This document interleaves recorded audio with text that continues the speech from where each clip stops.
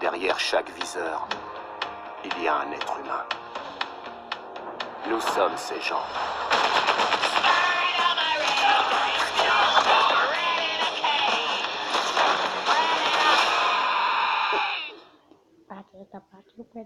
Xbox One S à partir de 299 €. Donc j'essaie d'avoir peur. Donc je fais ça parce qu'en fait, presque tous les youtubeurs faisaient des trucs comme ça et tout. Donc je me suis dit, moi aussi je ferais quand même essayer d'avoir peur. Donc voilà, j'espère que vous allez aimer.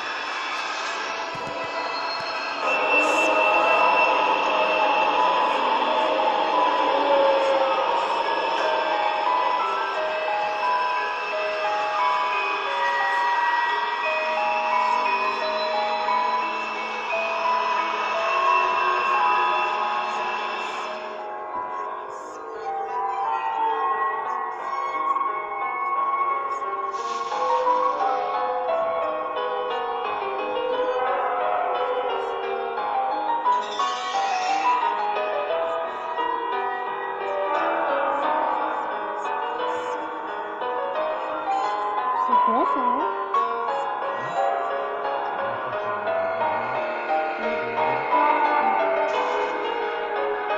Non mais le truc rouge.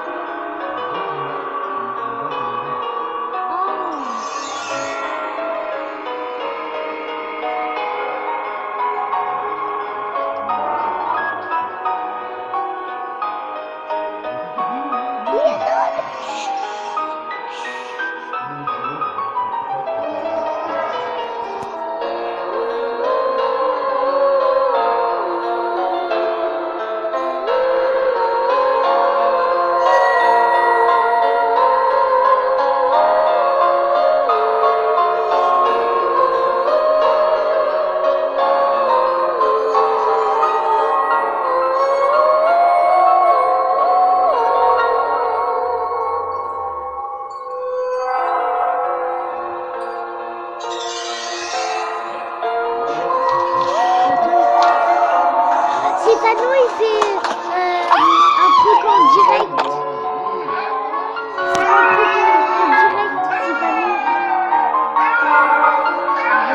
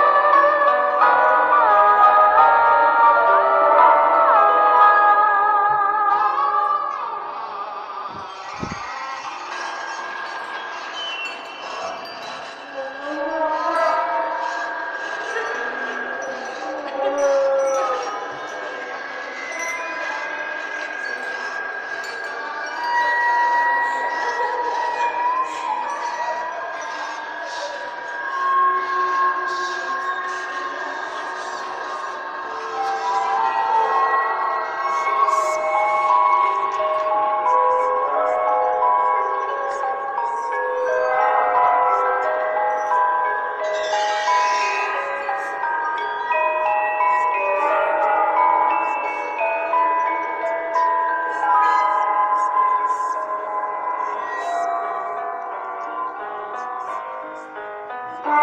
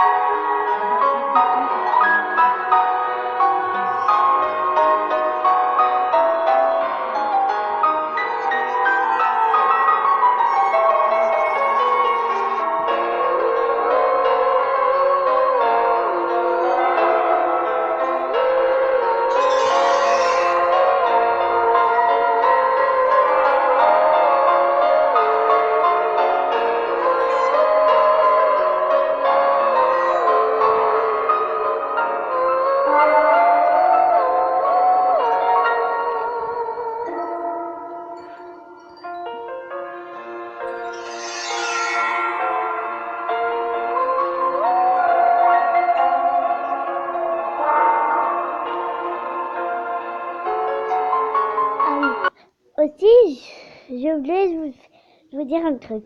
Moi, je vais faire 4 vidéos par jour parce que comme je viens de faire des vidéos il n'y a pas longtemps, Attention, cette j'en vidéo ferai contient 4. des séquences qui Voilà. peuvent choquer certaines personnes.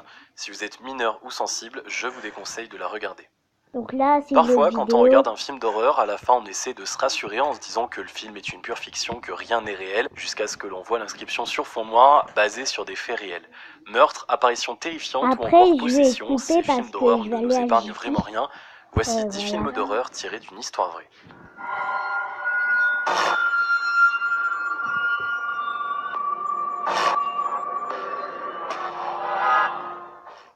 Numéro 10, L'exorcisme d'Emily Rose. Ce film a été réalisé en 2005.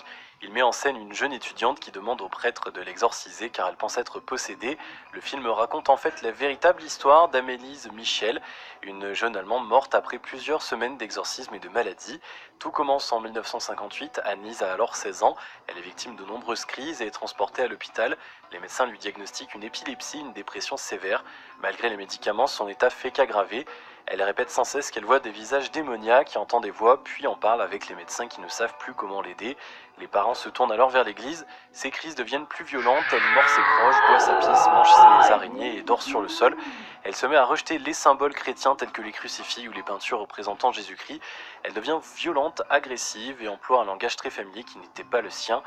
Les prêtres décident alors d'exorciser la jeune fille. Toutes les séances ont été enregistrées. On y entend Anneliese Michel insulter et prendre plusieurs voix. Voici une courte partie d'un de ces enregistrements. Der Hass lässt hier keine. Der Neid über die andere Winkel.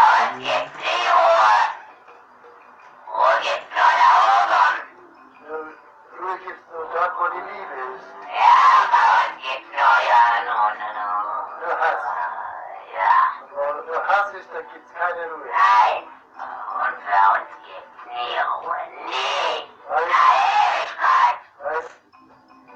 La jeune femme meurt le 1er juillet 1976 à 23 ans d'une malnutrition et d'une déshydratation sévère. Cependant, l'autopsie révélera que son cerveau ne présentait aucune tumeur, lésion ou anomalie. Une enquête a été ouverte et les parents d'Anneliese ainsi que les 2 prêtres exorcistes ont été inculpés et condamnés à 6 mois de prison avec sursis pour négligence. Pour le tribunal, malgré des enregistrements audio assez troublants fournis par les hommes d'église, Anneliese Michel était tout simplement épileptique. 2 ans après sa mort, le corps d'Anneliese Michel a été déterré et déplacé dans un cercueil de chêne neuf. C'était le désir de ses parents qui ne voulaient pas qu'elle soit dans un cercueil bon marché. En réalité, il s'agissait seulement d'une excuse. Une femme les avait appelés et prétendait qu'elle avait eu une vision. Selon elle, le corps de leur fille était encore intact. Les rapports officiels indiquent que le corps montrait une détérioration constante. Les photos du corps exhumé n'ont jamais été montrées et les parents d'Anneliese ont été interdits d'assister à l'exhumation. Numéro 9, Chucky. La poupée tueuse Chucky fait aussi malheureusement partie de ce top. La vraie poupée ne s'appelait pas Chucky mais Robert. En 1879, la famille Otto emménage dans une maison en Californie.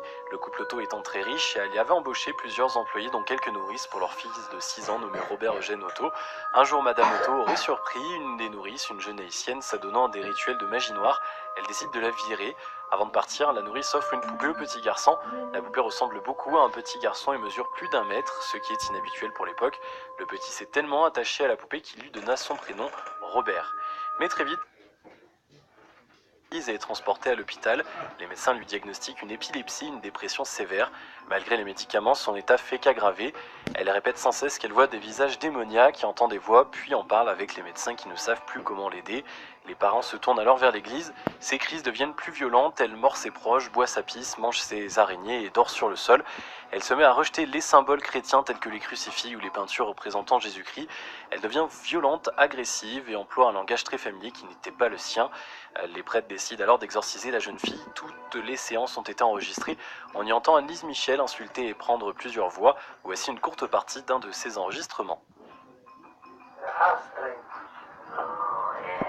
Der Hass lässt hier Der keine. Neid über die andere Winkel.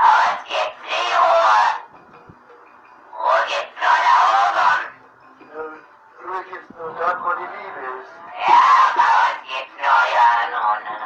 Nur Hass. Wo nur Hass ist, da gibt's keine Ruhe.